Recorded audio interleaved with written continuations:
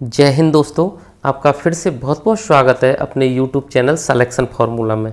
तो साथियों, आज की हमारी क्लास हिस्ट्री से रहेगी, जिसमें हम दक्षिण भारत के प्रमुख राजवंश चालुक्य वंश और पल्लव वंश को एग्जाम के पॉइंट ऑफ व्यू से क्लियर करेंगे। साथियों, आपको जैसा कि पता ही है, इससे पहले हिस्ट्री के वीडियो में भी हम दक्षिण भारत के प्रमुख राजवंश चेर, चोल, पांड्य, साथ ही साथ संगम काल को भी एग्जाम के पॉइंट ऑफ व्यू से क्लियर कर चुके हैं। अब हम एंशियंट हिस्ट्री के अंतर्गत थोड़ा सा दक्षिण भारत का इतिहास देख रहे हैं।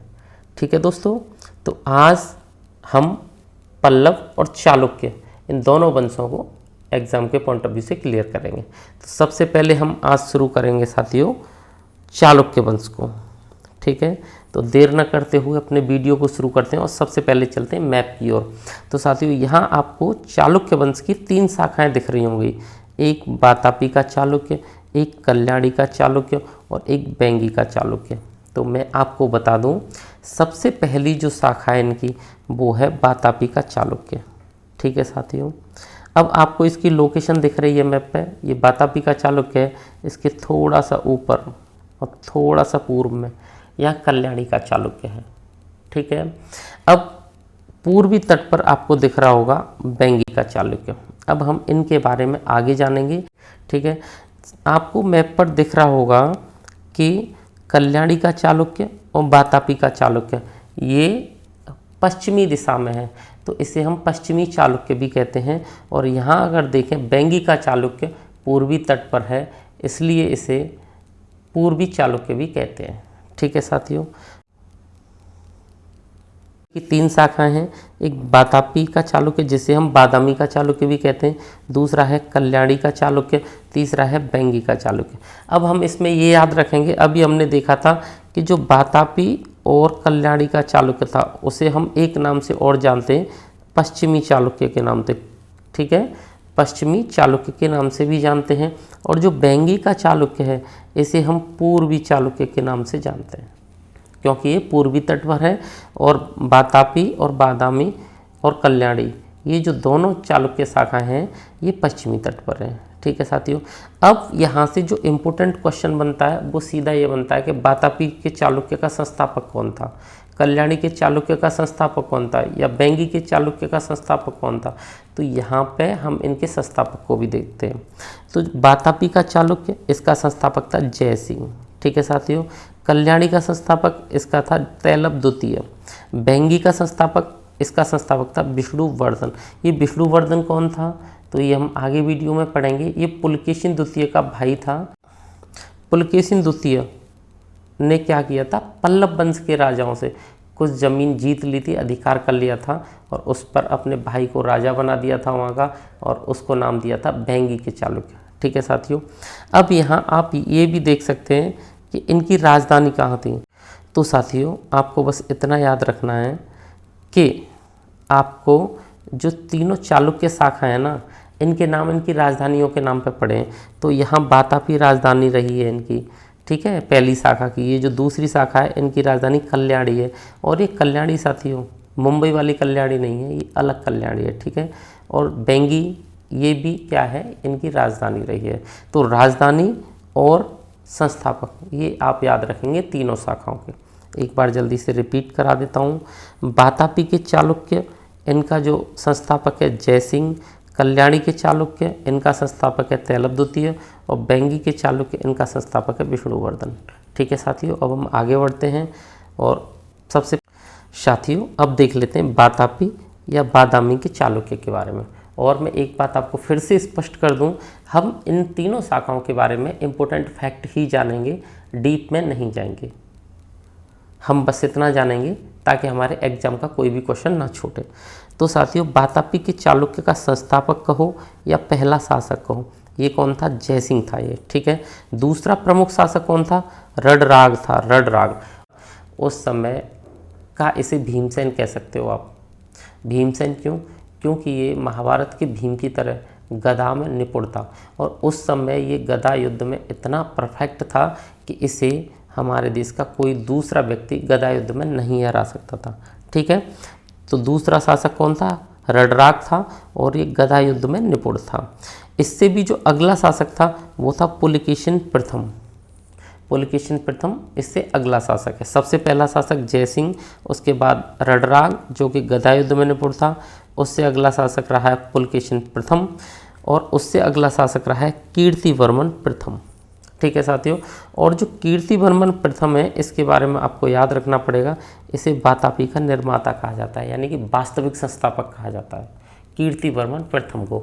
और साथियों आपको एक चीज़ बता दूं मैं, जो कीर्तिवर्मन प्रथम है ना, उसका एक पुत्र था पुलकेशिन द्वितीय, जो कि इस चालुक्य वंश का सबसे महान सम्राट रहा है पुलकेशिन द्वितीय, जिसका आप इधर फोटो भी देख सकते हैं। तो पुलकेशिन द्वितीय के बारे में जब मैं हर्षवर्धन पढ़ा रहा था तो उसकी महानता के बारे में, उसकी शक्ति के बारे में मैंने आपको बता दिया था। ठीक है, लेकिन यहाँ आप एक चीज़ और पढ़ोगे कि पुलकेशिन द्वितीय का एक चाचा था जिसका नाम था मंगलेश। ठीक है साथियों, मंगलेश था इसके चाचा का नाम। तो जब कीर्तिवर्मन की मृत्यु हो गई तो उसके बाद अगला उत्तराधिकारी पुलकेशिन द्वितीय को होना था, लेकिन पुलकेशिन द्वितीय उस समय बच्चा था, छोटा था। इसलिए क्या किया, वहाँ के समझदार लोगों ने, कुछ नीति नियंताओं ने मंगलेश से कहा, जो कि पुलकेशिन द्वितीय का चाचा था, जो कीर्तिवर्मन था पुलकेशिन द्वितीय उसका भाई था। तो मंगलेश को उस समय राजा बना दिया जाता है, लेकिन एक संरक्षक के रूप में, क्योंकि वास्तविक उत्तराधिकारी तो पुलकेशिन द्वितीय था, लेकिन एक संरक्षक के रूप में, गार्जियन के रूप में मंगलेश को राजा बना दिया गया है। फिर धीरे धीरे पुलकेशिन द्वितीय बड़ा हो जाता है और बहुत युद्ध में कुशल रहता है। हर राजनीति, कूटनीति सब बहुत अच्छे से आती है इसे, मतलब ये एक राजा बनने के योग्य होता है। फिर वो नीति नियंता या वो लोग जो उसे राजा बनाते मंगलेश को, वो मंगलेश से बोलते हैं कि भाई अब तुम अपनी ये राजगद्दी या इसका जो प्रभार है वो पुलकेशिन द्वितीय को सौंप दो। लेकिन मंगलेश थोड़ा सा आनाकानी करता है और समय के साथ उस बात को टालता रहता है, हाँ हाँ बनाएंगे, बस कोशिश कर रहे हैं ये वो। फिर इसको कहीं से पता लगती है, पुलकेशिन द्वितीय के पास कोई एक भला व्यक्ति आता है इसी के राज्य का और बताता है कि आपके चाचा तो राजा हैं, अब वैसे आपको बन जाना चाहिए। तो पुलकेशिन द्वितीय तो पहले से ही अच्छा था, वो बोलता है मैं, मेरे चाचा, क्या अंतर है, मेरी परिवार के तो हैं, कोई दिक्कत नहीं है, मुझे शहर स्वीकार है, मैं परेशान नहीं हूँ इस बात से। लेकिन जब वो बताता है कि तुम्हारे चाचा तुम्हें मारने का षड्यंत्र कर रहे हैं, तो पुलकेशिन द्वितीय की आंखें खुल जाती हैं। पुलकेशिन द्वितीय कहता है कि नहीं, मेरे चाचा मुझसे बहुत प्यार करते हैं और ऐसा नहीं हो सकता।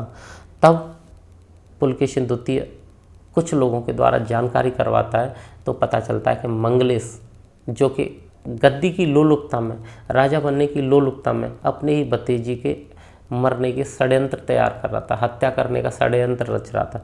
जब ये बात पुलकेशिन द्वितीय को पता चल जाता है तो पुलकेशिन द्वितीय शुरू से बहादुर, निडर, प्रतापी तो था ही, वो जाके अपने चाचा मंगलेश को मार देता है, खुद राजा बन जाता है।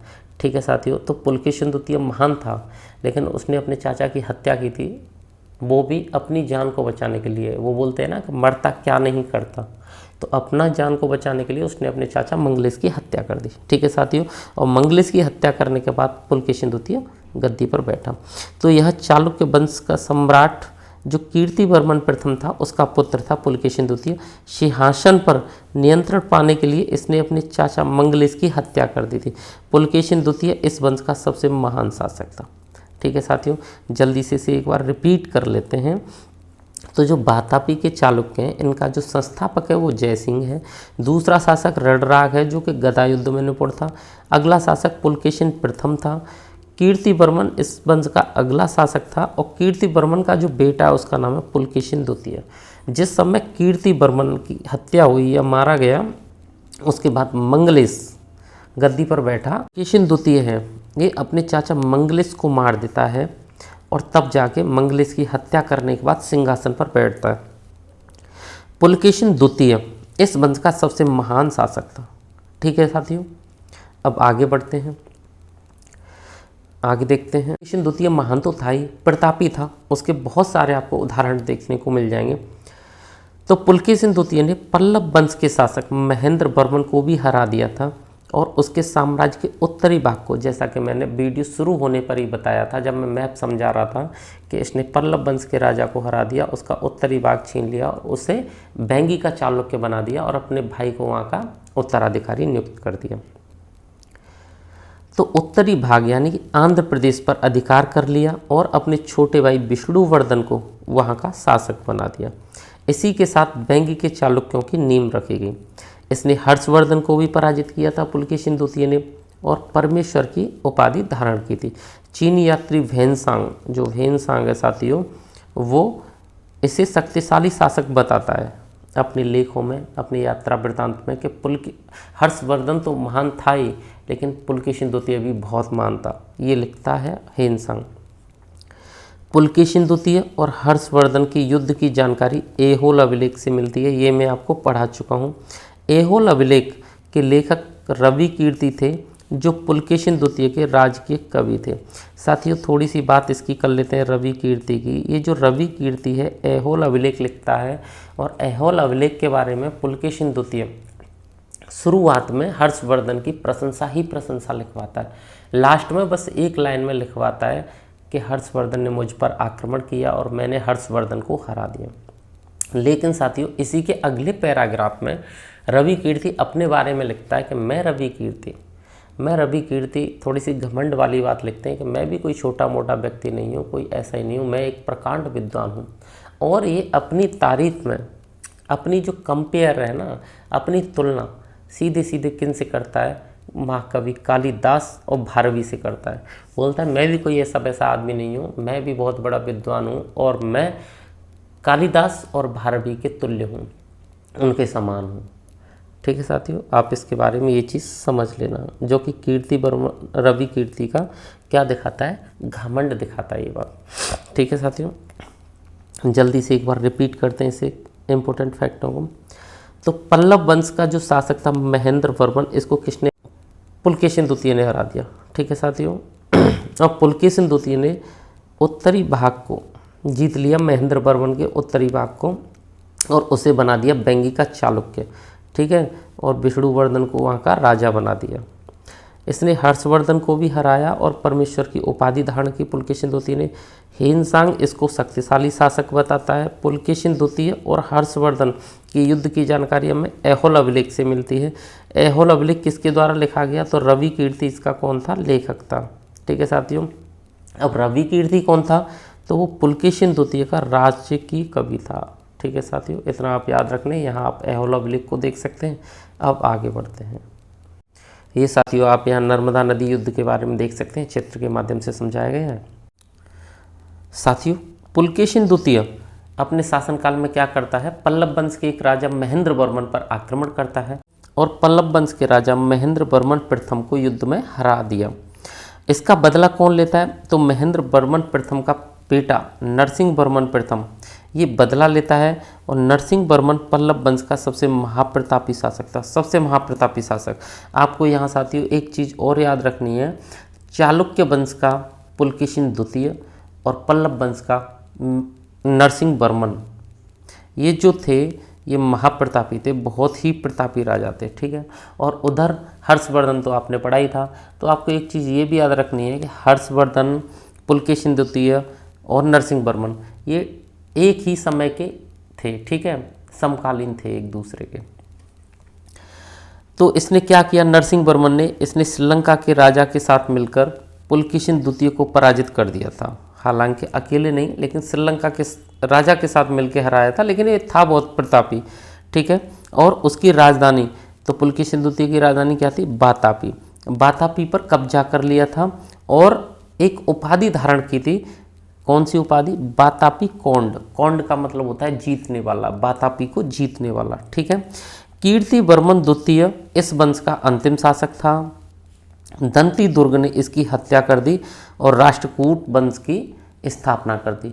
एक दंती दुर्ग नाम का एक व्यक्ति था, उसने इसको हरा दिया, कीर्ति वर्मन द्वितीय को। कीर्ति वर्मन द्वितीय कौन था, तो ये चालुक्य वंश का अंतिम शासक था।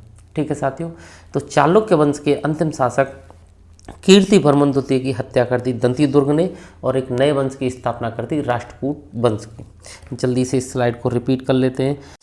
तो साथियों पुलकेशिन द्वितीय पल्लव वंश के राजा महेंद्र वर्मन पर आक्रमण करता है और उसे युद्ध में पराजित कर देता है, जिसका बदला लेता है उसका बेटा नरसिंह वर्मन प्रथम। और नरसिंह वर्मन प्रथम क्या करता है, बहुत ही महाप्रतापी शासक होता है, वो हरा देता है पुलकेशिन द्वितीय को। लेकिन अकेले ही नहीं, श्रीलंका के राजा के साथ मिलकर पुलकेशिन द्वितीय पर आक्रमण करता है और उसे पराजित कर देता है। उसके बाद में नरसिंह वर्मन एक उपाधि धारण करता है बातापी कोंड की। बातापी कोंड का मतलब है बातापी को जीतने वाला। चालुक्य वंश का जो अंतिम शासक होता है वो होता है कीर्तिवर्मन द्वितीय। ठीक है साथियों, और इसे एक दंती दुर्ग नाम का व्यक्ति इसकी हत्या कर देता है और एक नए वंश की शुरुआत कर देता है वहाँ, जिसका नाम है राष्ट्रकूट वंश, जिसे हम अपनी अगली वीडियो में पढ़ेंगे। ठीक साथियों, जो पुलकेशिन द्वितीय और नरसिंह वर्मन का युद्ध होता है तो उस युद्ध को नरसिंह वर्मन जीत जाता है और पुलकेशिन द्वितीय हार जाता है। लेकिन नरसिंह वर्मन को अपने पिता की मौत का बदला लेना था, उनकी हत्या का बदला लेना था, तो नरसिंह वर्मन इसको मारता नहीं है पुलकेशिन द्वितीय को, बल्कि क्या करता है कि इसके कपड़े उतार के और इसकी पीठ पर कुछ लिख देता है, बातापी कोंड लिख देता है और नीचे अपने साइन कर देता है नरसिंह वर्मन। जब ये बात इसे पता चलती है कि इसने कुछ लिखा है तो वो जगह जगह जाके दिखाता है। वो भी बहुत महान होता है, उसे बड़ी लज्जा आती है, तो वो क्या करता है, एक गर्म रॉड से इसे अपनी पीठ को जला लेता है। जब जला लेता है पुलकेशिन द्वितीय, तो पुलकेशिन द्वितीय जहाँ भी जाता है उसकी पीठ तो दिखाई देती है, क्योंकि उस समय जो कपड़े होते थे वो इसी टाइप के होते थे। ठीक है, तो क्या होता है साथियों, इस घनघोर अपमान का बदला लेने के लिए पुलकेशिन द्वितीय नरसिंह वर्मन पर फिर से अटैक करता है और फिर से अटैक करने के बाद उसे मारने की सोचता है। लेकिन उसका प्रयास जो रहता है वो ज़्यादा अच्छा नहीं होता, क्योंकि वो आधी अधूरी तैयारी के साथ ही नरसिंह वर्मन पर अटैक करता है। नरसिंह वर्मन उसे फिर से हरा देता है। लेकिन नरसिंह वर्मन भी बहुत बड़ा अजीब टाइप का व्यक्ति था, वो भी सोच लेता है कि पुलकेशिन द्वितीय तुझसे मुझे बदले पे बदला लेना है, मैं तुझे मारूंगा तो नहीं। तो वो अपनी सेना के जो श्रेष्ठ सेनापति थे उससे कह देता है कि इसे मारना नहीं है, इसे युद्ध में ऐसे ही हराते रहना है। और उधर पुलकेशिन द्वितीय कहता है या तो मुझे युद्ध में मरना है या तुझे मारना है। ऐसे करके युद्ध कई दिन तक चलता रहता है। पुलकेशिन द्वितीय वहाँ हार रहा है, बिल्कुल हारा हुआ, लेकिन फिर भी लड़ रहा है, मान ही नहीं रहा है। लास्ट में जाके कोई एक भला आदमी नरसिंह वर्मन से कहता है, सब जैसा भी हो, भले ही वो हार रहा हो जीत रहा हो, लेकिन है तो एक महान आदमी, तो उससे अच्छा है कि उसकी मौत इस तरह उसकी दुर्दशा करना सही नहीं है। तो फिर अंतिम रूप में क्या होता है, जो नरसिंह वर्मन है वो युद्ध के मैदान में आता है, पुलकेशिन द्वितीय की हत्या कर देता है। ठीक है साथियों, और वहाँ पर इनका युद्ध समाप्त हो जाता है। आगे बढ़ते हैं। तो साथियों, ये कहानी थी पुलकेशिन द्वितीय की और नरसिंह वर्मन की। अब हम आगे देख लेते हैं। अब दूसरी शाखा के बारे में पढ़ते हैं, कल्याणी के चालुक्य। ठीक है, तो साथियों कल्याणी के चालुक्य का मतलब क्या है। कल्याणी एक जगह है हैदराबाद में। तो हैदराबाद में चालुक्यों के एक गुट ने हैदराबाद में कल्याणी को अपनी राजधानी बनाया, और जिन लोगों ने कल्याणी को अपनी राजधानी बनाया उन्हीं को हम कल्याणी के चालुक्य के नाम से जानते हैं। ठीक है, तो जिन चालुक्यों ने हैदराबाद में स्थित कल्याणी को अपनी राजधानी बनाया वही कल्याणी के चालुक्य कहलाए। इसकी स्थापना किसने की कल्याणी के चालुक्य की, तो तैलप द्वितीय ने कल्याणी के चालुक्य की स्थापना की। इस वंश का जो सबसे प्रतापी शासक हुआ है साथियों वो हुआ विक्रमादित्य छठवां, विक्रमादित्य 6th। ठीक है, तो कल्याणी के चालुक्य का सबसे प्रतापी शासक का नाम तुम्हें याद रखना है, विक्रमादित्य 6th। और एक याद रखना है कि कल्याणी के चालुक्य की स्थापना किसने की, तो वो की थी तैलप द्वितीय ने। कल्याणी के चालुक्य से जब क्वेश्चन आएगा आपके लिए तो या तो ये आएगा कि कौन सा स्थापक था, तैलप द्वितीय। सबसे प्रतापी शासक कौन था कल्याणी के चालुक्य का, तो विक्रमादित्य 6th। या फिर इसके जो कवि हैं दरबारी कवि, वहाँ से क्वेश्चन आता है और उनकी पुस्तक पूछ ली जाती है। ठीक है, तो अब हम देख लेते हैं। एक है दरबारी कवि विल्हण। तो विल्हण कहाँ के हैं साथियों, ये कश्मीर के हैं। तो इन्होंने एक पुस्तक लिखी है विक्रमांक देवचरितम, विक्रमांक देवचरितम, यानी कि इन्होंने विक्रमादित्य के चरित्र के बारे में लिखा है। ये विल्हण की पुस्तक है, आप ये याद रखें। एक है इनके दरबार में मेघातिथि नाम के व्यक्ति। ठीक है, इन्होंने एक पुस्तक ली है मिताक्षरा। और मिताक्षरा क्या है, ये मनुस्मृति पर टीका है। जो याज्ञवल्क्य जी की मनुस्मृति है ना, ये मनुस्मृति में टीका लिखी है। ठीक है, मिताक्षरा। इसके दरबार में एक प्रसिद्ध कवि रहे विज्ञानेश्वर, ये भी हैं। तो ये कई सारे लोग हैं जो बहुत ही विद्वान हैं और विक्रमादित्य 6th के दरबार में ये कवि रहे हैं। ठीक है साथियों, कौन कौन, विल्हण, मेघातिथि और विज्ञानेश्वर। ठीक है, आगे बढ़ते हैं और अब देख लेते हैं हम सोमेश्वर तृतीय। सोमेश्वर तृतीय जो व्यक्ति है ये खुद बहुत ही विद्वान टाइप का, स्कॉलर टाइप का व्यक्ति है, बहुत ही नॉलेज रखता है और इसने भी एक बुक लिखी है। तो जो सोमेश्वर है ये एक प्रसिद्ध इतिहासकार है और एक विद्वान शासक है और इस वंश का अंतिम शासक है। चालुक्य वंश का कौन से चालुक्य? कल्याणी के चालुक्य। तो कल्याणी के चालुक्य का अंतिम शासक कौन है? सोमेश्वर तृतीय। और इसने एक पुस्तक लिखी है मानसोल्लास। अब मानसोल्लास क्या है आप इधर देख सकते हैं इस पुस्तक को। तो मानसोल्लास में क्या बताया गया साथियों? सबसे ज़्यादा बताया गया है शिल्प शास्त्र है, ये एक तरह का शिल्प कला के बारे में, यानी कि ये बंदा उस समय का बहुत बड़ा आर्किटेक्ट था। तो ये पुस्तक पूरी आर्किटेक्चर बेस्ड है, ठीक है। कोई उस समय महल और इनकी जो शिल्प कला है उसका निर्माण कैसे होगा, कैसे बनेंगे, क्या लगाना है क्या नहीं लगाना है, तो शिल्प कला संबंधित ये पुस्तक है इसकी मानसोल्लास, ठीक है। और साथियों ऐसा माना जाता है कि जो सोमेश्वर तृतीय था ये रेसिपी बहुत जानता था, यानी भोजन बनाने की बहुत सारी विधियां जानता था। तो इस पुस्तक में इसने शिल्प शास्त्र के साथ साथ, शिल्प कला के साथ साथ बहुत सारी रेसिपियों का भी वर्णन किया है। तो आप ये याद रखेंगे, सोमेश्वर तृतीय की पुस्तक का नाम पूछ लिया है कई एग्जामों में। तो जो सोमेश्वर तृतीय है ये कल्याणी के चालुक्य का अंतिम शासक है। इसने एक पुस्तक लिखी है मानसोल्लास और इसका विषय क्या है? शिल्प शास्त्र। हालांकि शिल्प शास्त्र के अलावा इसमें भोजन बनाने की विधियों का भी वर्णन है, ठीक है। आगे बढ़ते हैं और अब देख लेते हैं साथियों चालुक्य कालीन कला। चालुक्य कालीन कला को समझने से पहले देखो हम 3 शाखाओं में से 2 शाखा बहुत डीप पढ़ चुके हैं, जिसमें सबसे पहले वातापी का चालुक्य, फिर कल्याणी का चालुक्य, अब अगली शाखा है बैंगी का चालुक्य। उसके बारे में बस हमें इतना पता होना चाहिए कि इसका संस्थापक कौन है। तो उसका संस्थापक कौन है? विष्णुवर्धन है, जो कि पुलकेशिन द्वितीय का भाई है।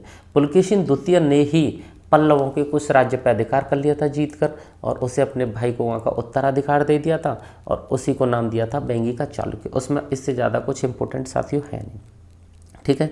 तो अब चालुक्यकालीन कला के बारे में जानते हैं। तो ऐहोल जो जगह है, एक स्थान है, उसको मंदिरों का शहर कहते हैं। यहाँ पे बहुत मंदिर मिलते हैं साथियों, 70 तो कम से कम बड़े बड़े मंदिर मिलते हैं, ठीक है। बाकी के छोटे मंदिर तो अनगिनत हैं, ठीक है। मैगुंती जैन मंदिर का निर्माण किसने कराया? तो रवि कीर्ति ने कराया। ये वही रवि कीर्ति है जो कि कौन है? राजकीय कवि है किसका? पुलकेशिन द्वितीय का, जो कि थोड़ा घमंडी टाइप का व्यक्ति है, ठीक है। पत्रडुक्कल के कुछ मंदिरों का निर्माण किसने कराया? विक्रमादित्य, उसकी बीवी ने, जिसका नाम है महादेवी। तो पड्डकुल जो जगह है पत्रडुक्कुल, उसके जो मंदिर हैं उनका निर्माण महादेवी ने करवाया, ठीक है साथियों।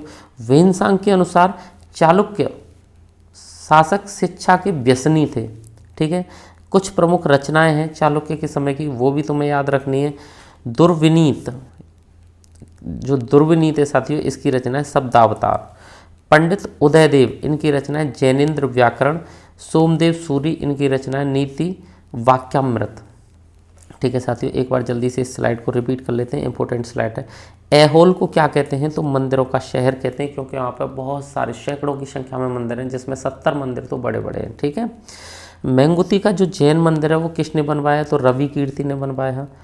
पत्रडुक्कल के जो मंदिर हैं उनका निर्माण किसने करवाया? तो महादेवी ने करवाया। चालुक्यकालीन कुछ रचनाएं देख लेते हैं, इनको रिपीट कर लें। तो जो दुर्विनीत हैं इन्होंने एक रचना की है शब्दावतार। जो पंडित उदयदेव है इनकी रचना है जैनेन्द्र व्याकरण। सोमदेव सूरी की रचना है नीति वाक्यामृत, ठीक है साथियों। ये आप यहाँ चित्र में मेगुती जैन मंदिर को भी देख सकते हैं। अब आगे बढ़ लेते हैं और अब स्टार्ट कर लेते हैं पल्लव वंश, ठीक है साथियों। इसका जो समय रहा है वो रहा है 575 से 897 ईस्वी तक, काफ़ी लंबा समय रहा है, ठीक है। पल्लव का मतलब क्या होता है? तो पल्लव का मतलब होता है पान या पत्ता, या जो कोमल कोमल बेलें निकलती है ना किसी चीज़ से, बेल, ठीक है। तो पल्लव का शाब्दिक अर्थ होता है पान या पत्ता। और इनके उत्पत्ति स्थल कहाँ है? तो तोड़ मंडल से पल्लवों की क्या हुई है? उत्पत्ति हुई है। अब देख लेते हैं राजधानी। इनकी राजधानी है पल्लवों की कांची, जैसे कि चालुक्यों की थी ना 3 राजधानियाँ, लेकिन पल्लवों की राजधानी क्या है? कांची।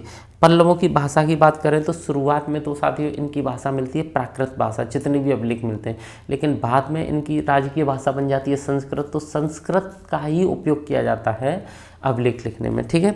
तो पल्लवों की राजभाषा क्या थी? तो संस्कृत थी। पल्लवों के जो प्रारंभिक अभिलेख हैं, देखो यहाँ स्पष्ट है, ये प्राकृतिक भाषा में मिलते हैं और बाद वाले जो अभिलेख हैं वो संस्कृत भाषा में मिलते हैं। पल्लव शासक कौन थे? तो ये भारद्वाज गोत्रीय ब्राह्मण थे, भारद्वाज गोत्र के ब्राह्मण थे, ठीक है। लेकिन अभिलेखों में इन्होंने क्या लिखा है, खुद को क्षत्रिय बताया है कि हम कौन हैं, हम क्षत्रिय हैं, ठीक है साथियों।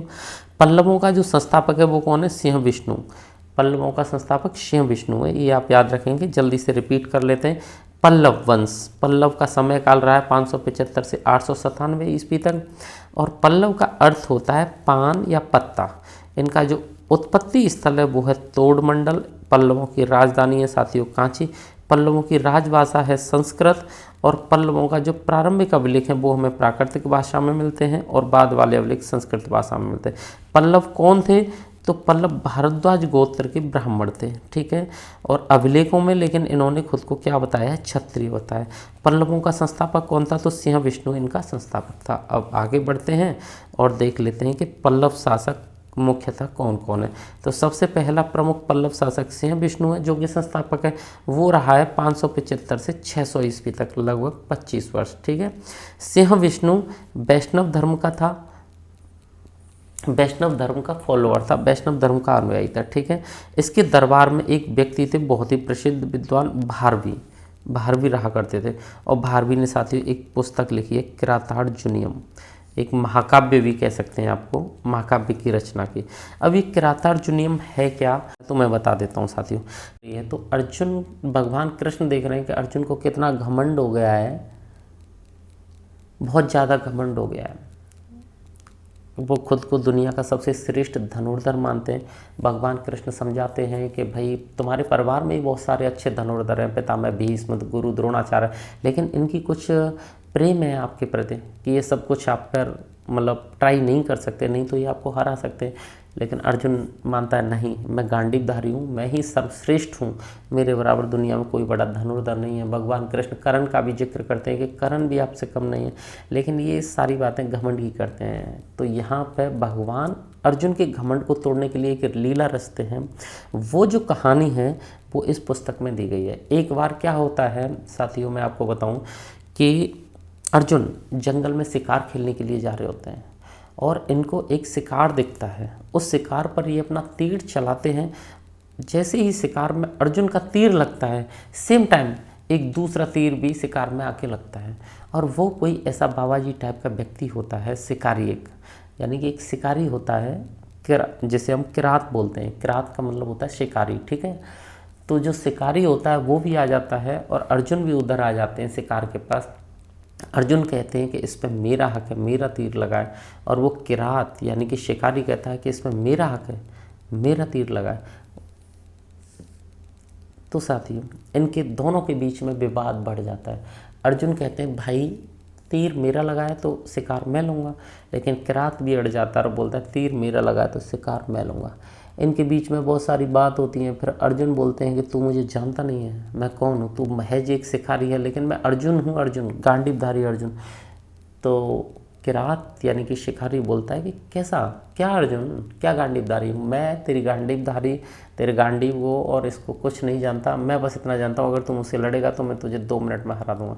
जब ऐसी इनके बीच में बातें होती हैं, बातें बढ़ती जाती हैं, तो फिर इनके बीच में थोड़ा सा भगवान अपनी शक्ति का परिचय भी देते हैं। और उस शक्ति से परिचय जैसे ही अर्जुन को मिलता है, अर्जुन को जैसे ही हार सी दिखाई देती है थोड़ी सी, तो अर्जुन समझ जाते हैं कि जरूर ये कोई साधारण किरात नहीं है, साधारण शिकारी नहीं है, कुछ ना कुछ बात है।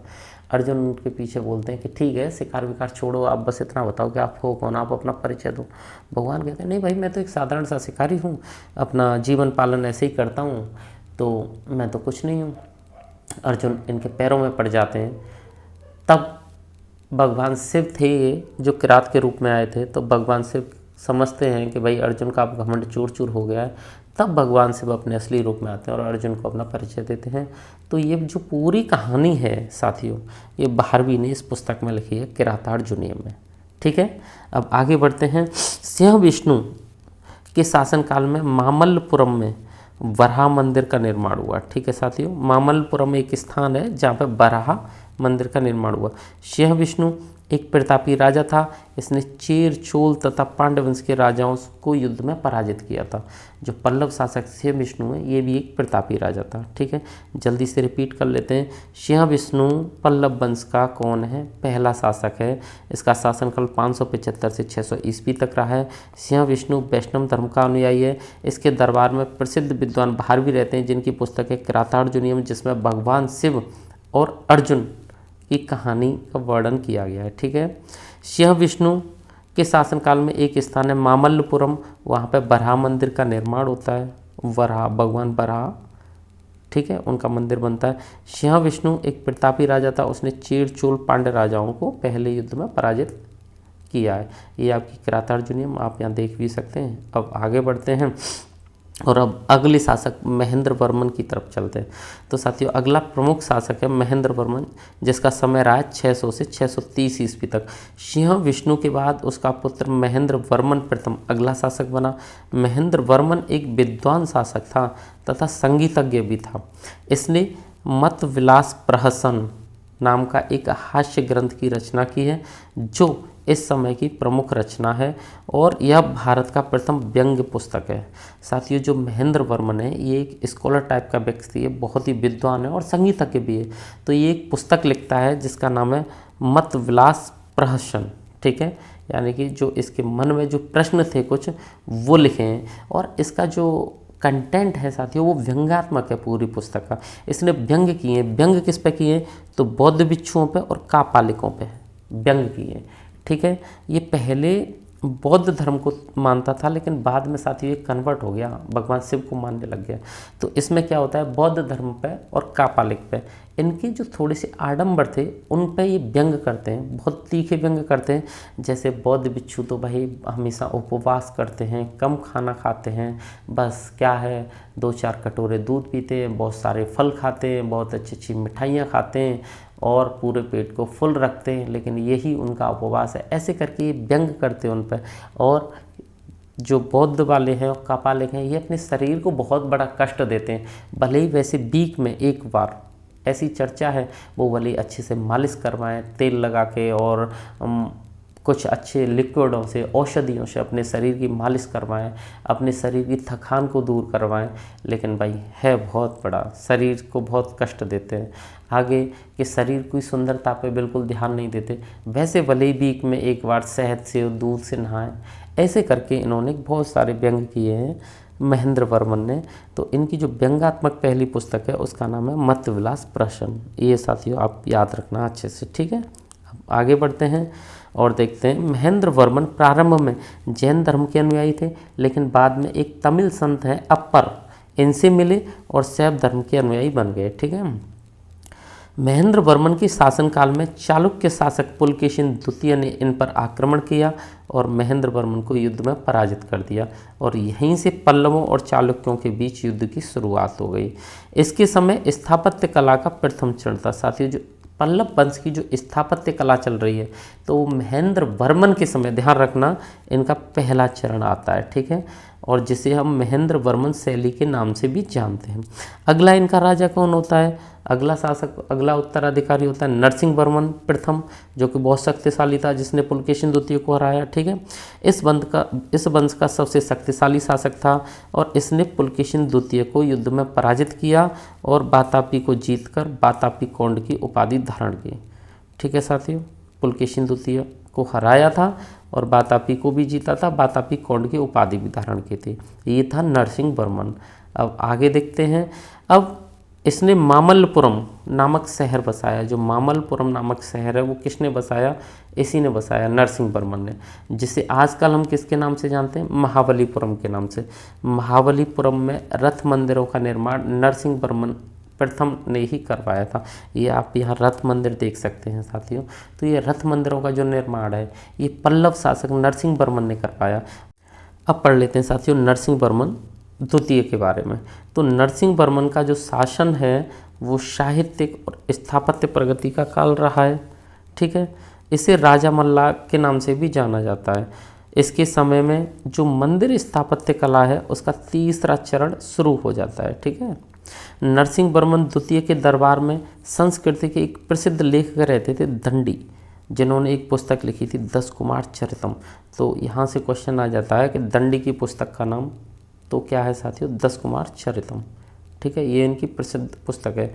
नंदी वर्मन द्वितीय, ये अगला शासक है। इसके समय पे पल्लव कला का चौथा चरण आरंभ हो जाता है। इस वंश का जो अंतिम शासक होता है साथियों वो होता है अपराजित। पल्लव वंश का जो अंतिम शासक है वो है अपराजित। इसके बाद में पल्लव साम्राज्य चोल शासकों ने जीतकर अपने राज्य में मिला लिया, यानी चोल शासकों ने पल्लव वंश का अंत कर दिया। ये इनका मुक्तेश्वर का मंदिर है और ये बैकुंठ पेरूमल का मंदिर है। ठीक है, इनके समय में जो कला है स्थापत्य कला वो बहुत विकसित हो गई थी। तो नंदी वर्मन द्वितीय के समय में कौन सा चरण चल रहा था, चौथा चरण चल रहा था। ठीक है साथियों, अब देख लेते हैं पल्लवकालीन कला के बारे में, थोड़ा सा और जान लेते हैं। वैसे हमने देख ही लिया है, द्रविड़ मंदिर स्थापत्य कला का आरंभ पल्लव वंश में हुआ। जो द्रविड़ स्थापत्य कला है ना, ठीक है साथियों, द्रविड़ शैली वो पल्लव वंश के समय में शुरू हुई। इसका विकास 4 चरणों में हुआ। सबसे पहले महेंद्र वर्मन शैली, दूसरा नरसिंह वर्मन प्रथम या इसका दूसरा नाम है मामल्ल शैली, तीसरा है नरसिंह वर्मन द्वितीय या राज सिंह शैली, और चौथा है नंदी वर्मन द्वितीय शैली।